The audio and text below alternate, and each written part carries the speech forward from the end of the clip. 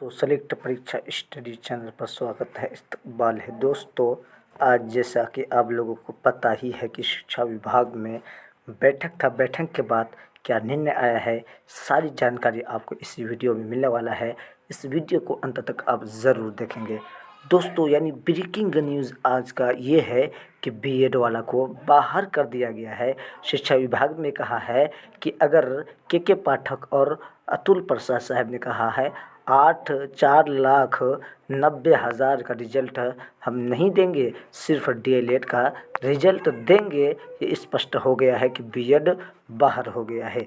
और दोस्तों इसमें ये भी कहा गया है कि जैसे रिजल्ट प्रकाशित होगा, बीपीएससी का दूसरी फेज़ का नोटिफिकेशन अक्टूबर माह में आपको देखने को मिलेगा। दोस्तों ये बहुत बड़ी महत्वपूर्ण न्यूज़ आप लोगों के सामने लेकर हाजिर हुआ हूँ। दोस्तों अगर आपको अच्छा लगा है तो आप चैनल को ज़रूर सब्सक्राइब करके लाइक एंड शेयर ज़रूर करें।